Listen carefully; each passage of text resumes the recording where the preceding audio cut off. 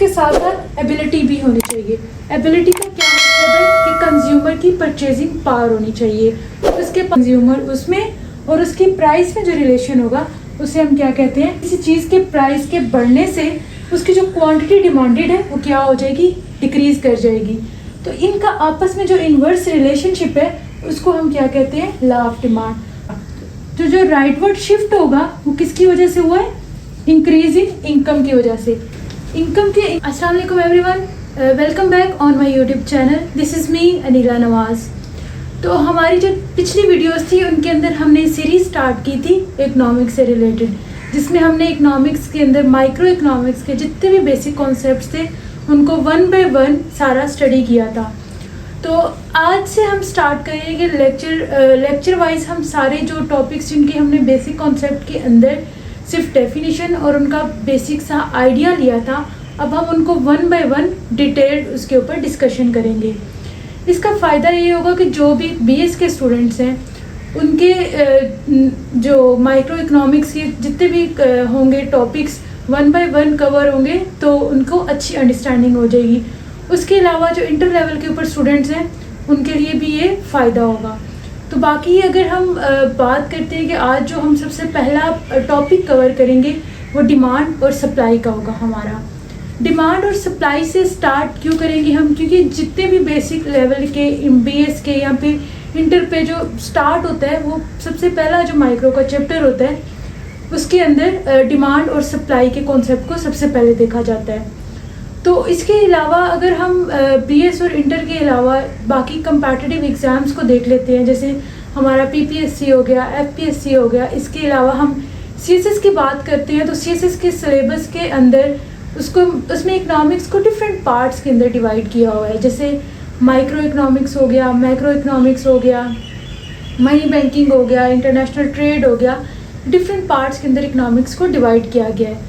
तो उसके अंदर भी जो सबसे पहले, जैसे कि आप यहाँ पे देख सकते हैं, जो सबसे पहला जो उसका माइक्रो इकोनॉमिक्स का पोर्शन है उसमें उन्होंने सबसे पहले जो बात की हुई है determination of demand and supply, market demand and supply की उन्होंने बात की हुई है। उसके अंदर उन्होंने concept elasticity of demand and supply का लिया हुआ है। तो हम सबसे पहले इस पूरे टॉपिक को कवर करने के लिए हमें इसकी बेसिक्स पता होनी चाहिए कि डिमांड है क्या, डिमांड कर्व क्या होता है, डिमांड फंक्शन क्या होता है, लॉ ऑफ डिमांड क्या होता है। तो हम इसको बेसिक लेवल से पढ़ेंगे, फिर हम इंडिविजुअल डिमांड को देखेंगे, उसके आगे हम मार्केट डिमांड और उसके डिटर्मिनेंट्स और ये सारी चीज़ें वन बाय वन कवर करेंगे। तो सबसे पहले हम देख लेते हैं कि हमारे पास डिमांड है क्या। तो हमने जैसे अपने जो बेसिक लेक्चर्स कवर किए थे, बेसिक जो हमने सारा देखा था उसमें हमने डिमांड को देखा था कि demand refers to the quantity of a good और service that consumers are willing and able to purchase at various prices during specific time period. तो इसमें जो इसके पीछे कॉन्सेप्ट है वो क्या है कि जो डिमांड है हम किसे कहते हैं।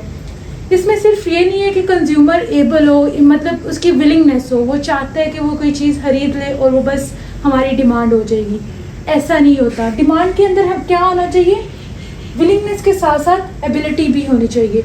एबिलिटी का क्या मतलब है कि कंज्यूमर की परचेजिंग पावर होनी चाहिए, उसके पास इतने पैसे होने चाहिए कि जो चीज़ जिसकी वो तमन्ना कर रहे हैं या ख्वाहिश कर रहे हैं उसको वो खरीद सके। तो जो हमारे पास डिमांड है उसकी डिमांड कब होगी, जब कंज्यूमर की विलिंगनेस भी होगी और उसकी एबिलिटी भी होगी। जब ये दोनों चीज़ें होंगी तो ही हम उस चीज़ को डिमांड कंसीडर करेंगे।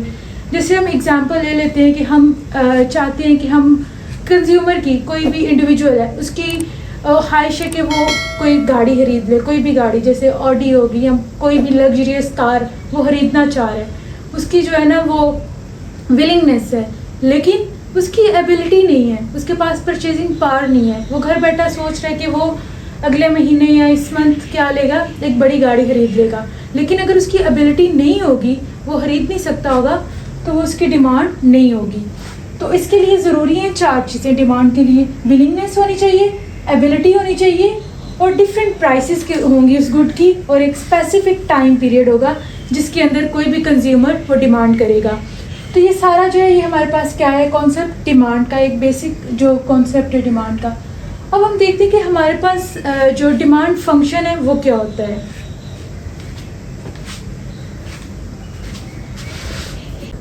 अभी हमने देखा कि हमारे पास डिमांड क्या है, तो अब हम देखते हैं कि हमारे पास डिमांड फंक्शन क्या होता है। डिमांड फंक्शन बेसिकली क्या होता है? The relation between the consumers optimal choice of a good and it's price is called the demand function. इसका मतलब क्या है कि जो भी कंज्यूमर क्वांटिटी डिमांड करेगा उसकी उसमें और उसकी प्राइस के दरमियान जो रिलेशन होगा उसे हम क्या कहते हैं? डिमांड फंक्शन कहते हैं। इसका मतलब ये है कि जो भी किसी गुड की प्राइस होगी उसके चेंज होने की वजह से उसकी डिमांड के ऊपर जो इम्पैक्ट आएगा उसे हम क्या कहेंगे? Demand function. मतलब इन दोनों का आपस में जो रिलेशन है उसे हम किससे शो करते हैं? डिमांड फंक्शन से। नेक्स्ट हम देखते हैं कि हमारे पास लॉ ऑफ डिमांड क्या होता है। लॉ ऑफ डिमांड हम कहते हैं the inverse relationship between price and quantity demanded of the good. तो जो हमारा इनवर्स रिलेशनशिप है बिटवीन क्वांटिटी डिमांडेड और प्राइस के दरमियान उसे हम क्या कहते हैं? लॉ ऑफ डिमांड कहते हैं। इसमें सिर्फ हम जो है प्राइस को एज अ वेरिएबल लेते हैं, जबकि बाकी जितने भी फैक्टर्स हैं उनको हमने कांस्टेंट कर देना है। जैसे हमारा इनकम हो गया, टेस्ट हो गया, प्रेफरेंसेस हो गया, ये सारी चीज़ों को हमने क्या कंसीडर कर लेना है कि ये कांस्टेंट है। जब हम उनको कांस्टेंट कंसीडर करेंगे तो उनके उसके अलावा जो प्राइस और क्वांटिटी डिमांडेड का जो रिलेशनशिप है उसको हम क्या कहते हैं? लॉ ऑफ डिमांड कहते हैं। इनवर्स रिलेशनशिप का क्या मतलब है? इनवर्स रिलेशनशिप का मतलब ये है कि जब हमारी किसी भी गुड की प्राइस क्या करेगी? इंक्रीज करेगी, तो उसकी वजह से क्या होगा कि उसकी जो क्वांटिटी डिमांडेड है वो क्या हो जाएगी? डिक्रीज करेगी। ये क्यों होता है कि जो भी इंडिविजुअल या कंज्यूमर्स होते हैं, जैसे आप अपनी एग्जांपल ले लें, आप किसी मार्केट के अंदर जाते हैं तो आप कोई भी गुड परचेज करने से पहले उसकी प्राइस पूछते हैं। अगर वो आपको सस्ती मिल रही हो या उसकी प्राइस कम हो तो आप क्या करते हो? वो चीज़ ज़्यादा परचेज कर लेते हो। और जैसे ही आप देखते हो कि किसी गुड की जो प्राइस है वो ज़्यादा है तो आप क्या करते हो? उसकी क्वांटिटी कम परचेज कर लेते हो। तो इसका मतलब ये कि ये एक जो है ये इन्वर्स रिलेशनशिप है कि किसी चीज़ के प्राइस के बढ़ने से उसकी जो क्वांटिटी डिमांडेड है वो क्या हो जाएगी? डिक्रीज कर जाएगी। तो इनका आपस में जो इन्वर्स रिलेशनशिप है उसको हम क्या कहते हैं? Law of demand.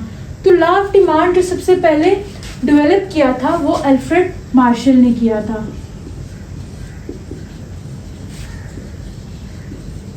तो ये एमसीक्यूज के तौर पे पूछा जा सकता है, तो इसलिए जो सबसे पहले लॉ ऑफ डिमांड डेवलप किया था इकोनॉमिक्स में वो अल्फ्रेड मार्शल ने दिया था।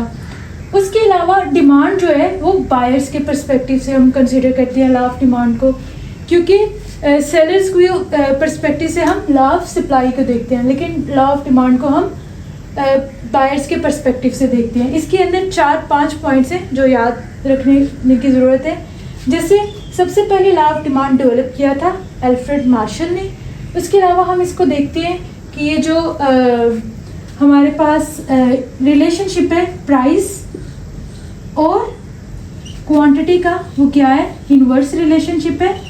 उसके अलावा हम इसको देखते हैं बायर्स के पर्सपेक्टिव से। और चौथा जो पॉइंट है हम वो उसमें कॉन्सेप्ट ले लेते हैं सेट्रस पेरिबस। सेट्रस पेरिबस का क्या मतलब होता है वो भी हम देख लेते हैं। इसका मतलब ये है कि जब हम बाकी सारे फैक्टर्स को क्या कर देंगे? कांस्टेंट कर देंगे और किसी एक फैक्टर को वेरिएबल करके उसका रिलेशनशिप हम किसी दूसरे फैक्टर के साथ देखेंगे, तो इस कॉन्सेप्ट को हम क्या कहते हैं? Citrus Paribas. इस कॉन्सेप्ट इसमें हम सेट्रस पेरिबस क्यों कह रहे हैं कि हमने सिर्फ प्राइस को क्या रखा है? वेरिएबल रखा है, जबकि बाकी जितने भी फैक्टर्स हो गए, जैसे हमारे पास इनकम हो गया, टेस्ट हो गया, प्रेफरेंसेस हो गया, इन सबको जब हम कांस्टेंट कंसीडर करेंगे तो ये हम कंसीडर कर लेते हैं कि ये सब कुछ हमारे पास ऑलरेडी जो इनकम भी है, हमारा टेस्ट भी है उस गुड को परचेज करने के लिए, प्रेफरेंस भी है, लेकिन जो मेन चीज़ इफ़ेक्ट करेगी वो आपकी प्राइस कर रही होगी। मतलब अगर प्राइस ज़्यादा होगी तो आप उस गुड की क्या करोगे? क्वांटिटी डिमांडेड कम कर दोगे, आप उसकी डिमांड कम करोगे। तो जो मेन बाकी सारे फैक्टर्स को कांस्टेंट रखेंगे और सिर्फ एक फैक्टर को जब वेरिएबल रखेंगे, तो इस कॉन्सेप्ट को हम क्या कहते हैं, सेट्रस पेरिबस। तो ये चार जो पॉइंट्स है हमारे पास बेसिकली ये क्या है, लॉ ऑफ डिमांड के हैं, कि जो सबसे पहले law of demand Alfred Marshall ने दिया था। प्राइस और क्वांटिटी का इन्वर्स रिलेशनशिप है, बायर्स के पर्सपेक्टिव से देखते हैं, और सेट्रस पेरिबस। तो ये सारा हमारा क्या हो गया, लॉ ऑफ डिमांड हो गया। नेक्स्ट हम देखते हैं डिमांड कर्व। तो डिमांड कर्व बेसिकली क्या होता है, is a relation between the quantity of the good chosen by a consumer and price of the good. तो मतलब कोई भी किसी भी गुड की जो क्वांटिटी कोई कंज्यूमर चूज करेगा, उसके ऊपर जो उस गुड की प्राइस होगी, उन दोनों के रिलेशन को हम क्या कहाँ पे शो करेंगे, डिमांड कर्व के थ्रू। तो ये हमारा जो क्या है, ये डिमांड कर्व है। इस ग्राफ के अंदर हमने क्या बनाया, डिमांड कर्व। तो जो वर्टिकल एक्सिस होगा हमारा, इसके ऊपर प्राइस लेंगे हम, क्योंकि प्राइस क्या है, इंडिपेंडेंट वेरिएबल है, इंडिपेंडेंट फैक्टर है। प्राइस के चेंज होने की वजह से किसके ऊपर इम्पैक्ट आएगा, क्वांटिटी डिमांडेड के ऊपर। तो उसको हमने क्या कर लिए, हॉरिजॉन्टल एक्सिस के ऊपर दे दिया। तो प्राइस के चेंज होने की वजह से जो क्वांटिटी डिमांडेड में इफेक्ट आएगा, उसको जिस कर्व के थ्रू हम शो करेंगे, उसे हम क्या कहते हैं, डिमांड कर्व। तो डिमांड कर्व हमारा क्या हो गया, relation between price and quantity demanded, जो कंज्यूमर चूज करेगा किसी गुड की, उन दोनों के दरमियान रिलेशन को हम क्या किस में शो करेंगे, डिमांड कर्व के ऊपर। जैसे हम यहाँ पे देख लेते हैं कि कोई कंज्यूमर है, वो कोई भी गुड है, जैसे हम किसी भी फ्रूट की या वेजिटेबल की या चिकन की किसी चीज़ की भी एग्जांपल ले लेते हैं, एक इंडिविजुअल की। तो अगर वो कोई चीज़ खरीदना चाह रहा है, मार्केट में गया और वो उसकी डिमांड क्या करता है, Q1 उसकी डिमांड करता है। तो Q1 की जो क्वांटिटी वो डिमांड करेगा और उसकी जो प्राइस होगी वो P1 के ऊपर जितनी वो क्वांटिटी को डिमांड कर रहे हैं, इसको हम डिमांड कर्व के थ्रू शो करें। तो ये हमारा क्या हो गया, डिमांड कर्व इन दोनों के रिलेशन को शो कर रहा है। तो अब हम नेक्स्ट देख लेते हैं, जो डिमांड कर्व में शिफ्ट्स आती हैं, जो वो किस वजह से आती हैं, या फिर डिमांड कर्व के अलॉन्ग जो मूवमेंट्स होंगी वो किस तरह होंगी। तो जो हमारा डिमांड कर्व होगा, पहली बात तो ये कि हमेशा वो डाउनवर्ड स्लोपिंग होगा। वो डाउनवर्ड स्लोपिंग क्यों होगा, क्योंकि जो प्राइस और क्वांटिटी डिमांड का आपस में रिलेशनशिप है, इन्वर्स रिलेशनशिप है। मतलब प्राइस के इंक्रीज होने की वजह से क्वांटिटी डिमांडेड हमारी क्या हो रही है, डिक्रीज हो रही है। तो इन दोनों के इन्वर्स रिलेशनशिप की वजह से हमारा डिमांड कर्व क्या होगा, डाउनवर्ड स्लोपिंग होगा। क्योंकि जो हमारी प्राइस है, अगर वो बढ़ेगी तो क्वांटिटी डिमांडेड कम होगी। तो अब हम इसकी मूवमेंट्स देख लेते हैं जो अलोंग दी कर्व होंगी क्वांटिटी डिमांडेड की। फर्ज करें कि अगर कोई भी गुड है, जैसे एग्जांपल ले लेते हैं चिकन की प्राइस अगर बढ़ जाएगी, तो कोई भी इंडिविजुअल मार्केट में जाता है चिकन खरीदने के लिए, वो देखते हैं कि उसकी प्राइस इंक्रीज कर गई है, तो वो उसकी क्वांटिटी डिमांडेड क्या कर देगा, कम कर देगा। मतलब अगर जहाँ पे पहले उसको 2 किलो चिकन खरीदना था, तो अब वो देखेगा कि क्वांटिटी जो उसकी प्राइस है वो बहुत ज़्यादा बढ़ गई है, तो अब वो क्या कर देगा, ऑटोमेटिकली उसकी क्वांटिटी उतनी कम कर लेगा। पहले जहाँ उसने 2 किलो चिकन बाय करना था, अब वो क्या करेगा, 1 किलो परचेज कर लेगा। तो ये पहले हम देख लेते हैं कि पहले वो इस पॉइंट पे था, मतलब पहले प्राइस जब ये थी तो क्वांटिटी डिमांडेड हमारे पास ये थी, इंडिविजुअल ये डिमांड कर रहा था। अब क्या हुआ है कि प्राइस हमारे पास हो गई है P2 और क्वांटिटी डिमांडेड क्या हो जाएगी, कम हो जाएगी, Q2 पे चली जाएगी। मतलब हमारी डिमांड यहाँ से मूव करके पॉइंट A से चली गई है पॉइंट B के ऊपर। तो इसका मतलब ये है कि जो हमारी डिमांड है वो क्या हो गई है, पहले से कम हुई है। मतलब हमारी डिमांड के अंदर कॉन्ट्रैक्शन आई है, डिमांड कम हो गई है। पॉइंट A से पॉइंट B पे चली जब जाएगी, तो इसका मतलब ये है कि डिमांड में कॉन्ट्रैक्शन आई है, हमारी क्वांटिटी डिमांडेड कम हो गई है। तो ये अलोंग द कर्व जो मूवमेंट है, जब हम बाकी सारे फैक्टर्स को कांस्टेंट रखेंगे, सिर्फ हमारे पास प्राइस वेरिएबल होगा, प्राइस के चेंज होने की वजह से हमारी क्वांटिटी जो है वो चेंज होगी। तो इसको हम सिर्फ जो डिमांड कर्व होगा हमारा, उसके ऊपर ही क्वांटिटी डिमांडेड को मूव कराएंगे। हमारा कर्व राइटवर्ड या लेफ्टवर्ड मूव नहीं करेगा, क्योंकि बाकी सारे जो हमारे वेरिएबल्स हैं, जैसे टेस्ट हो गया, प्रेफरेंसेस हो गया, इनकम हो गया, ये सारी चीज़ें क्या है, कांस्टेंट है। हमने वेरिएबल सिर्फ किसको रखा हुआ है, प्राइस। तो जब प्राइस जो है वो चेंज करेगी तो along the curve quantity demanded move करेगी। इसी तरह अगर किसी भी गुड की प्राइस कम हो जाती है, फर्स्ट करें पहले वो P1 पे थी, फिर वो कहाँ पे आ जाती है P3, ये हमारे पास पॉइंट 3 आ गया क्योंकि पहले P1 पे थी बड़ी तो P2 पे चली गई। अब हम फर्स्ट कर लेते हैं कि P1 से वो दोबारा कहाँ पे आ गई है, P3 के ऊपर कम हो गई है प्राइस। तो अब ऑटोमेटिकली इंडिविजुअल्स को क्या मिलेगा, एक इंसेंटिव मिलेगा कि किसी गुड की जब प्राइस कम होगी तो वो उसकी डिमांड बढ़ा देंगे। तो उसकी वजह से क्या होगा, हमारा ये कहाँ पे चला जाएगा पॉइंट, इसके ऊपर।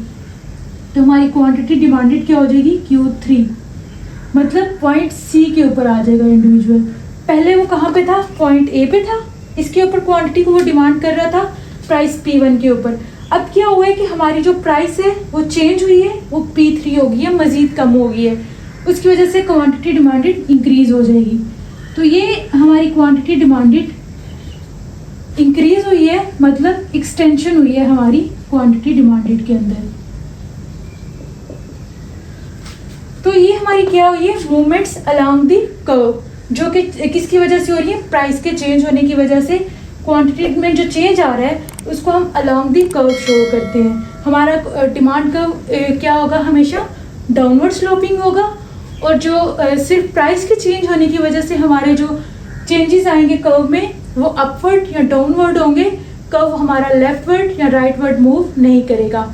उसके अलावा जब प्राइस इंक्रीज करेगी क्वांटिटी डिमांड कम होगी, और इसे हम क्या कहेंगे कि डिमांड में कॉन्ट्रैक्शन हुई है। और अगर प्राइस के कम होने से क्वांटिटी डिमांड इंक्रीज करेगी तो इसका मतलब ये है कि हमारी क्वांटिटी डिमांडेड इंक्रीज हो गई है, क्वांटिटी डिमांडेड में क्या हुई है, एक्सटेंशन हुई है। तो ये हमारी होगी अलोंग द कर्व मूवमेंट्स।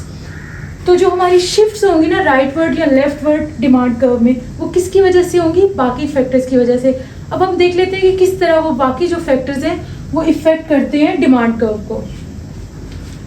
तो पहले हमने देखी movements along the demand curve. अब हम देखते हैं कि शिफ्ट्स जो है वो डिमांड कर्व में किस तरह होती हैं। पहले हमने क्या किया था, कंसीडर किया था कि जो हमारे बाकी सारे फैक्टर्स हैं, जैसे हो गया इनकम होगी हमारे पास, प्रेफरेंसेस होगी, टेस्ट हो गया, ये सारी चीज़ों को हमने क्या अज्यूम किया था कि ये कांस्टेंट है, ये चेंज नहीं हो रही। हमने अज्यूम किया था कि सिर्फ जो हमारी प्राइस है वो चेंज हो रही है, और प्राइस के चेंज होने की वजह से क्वांटिटी डिमांडेड हमारी क्या हो रही है, चेंज हो रही है। अब हम क्या करते हैं कि हमने प्राइस को क्या कर दी है, सेम कर दी है। प्राइस हमारी सेम रहेगी, और बाकी सारे जो फैक्टर्स थे, जैसे इनकम हो गया हमारे पास, प्रेफरेंसेस हो गई, टेस्ट हो गया, फ्यूचर एक्सपेक्टेशंस हो सकती हैं। तो ये सारी चीज़ें जो हैं इनको हमने क्या कर दिए,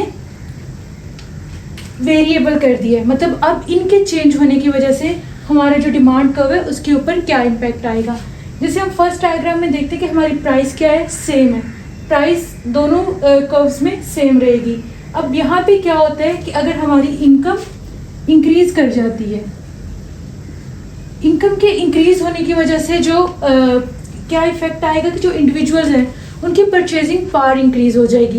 परचेजिंग पावर के इंक्रीज होने की वजह से वो क्वांटिटी डिमांडेड क्या करेंगे, इंक्रीज कर देंगे। तो उसकी वजह से क्या इम्पैक्ट आएगा कि हमारा डिमांड कर्व पहले इस पॉइंट पे था ए के ऊपर, तो क्या करेगा, राइटवर्ड शिफ्ट कर जाएगा। तो जो राइटवर्ड शिफ्ट होगा वो किसकी वजह से हुआ है, इंक्रीज इन इनकम की वजह से। इनकम के इंक्रीज होने की वजह से डिमांड कर्व राइटवर्ड शिफ्ट कर गया है। तो इसका मतलब ये है कि प्राइस तो सेम वही है उस गुड की जो पहले थी, लेकिन अभी इनकम इंक्रीज हुई है, इंडिविजुअल की परचेजिंग पावर इंक्रीज हुई है, जिसकी वजह से उसने क्वांटिटी डिमांडेड इंक्रीज कर दी है, और हमारा डिमांड का राइटवर्ड शिफ्ट कर गया है। और इसी तरह अगर उसकी इंडिविजुअल की इनकम डिक्रीज कर जाएगी तो डिमांड का हमारा कहाँ पे मूव कर जाएगा, लेफ्टवर्ड, क्योंकि उसकी परचेजिंग पावर डिक्रीज कर जाएगी, और उसकी वजह से वो अपनी क्वांटिटी डिमांडेड को कम कर देगा।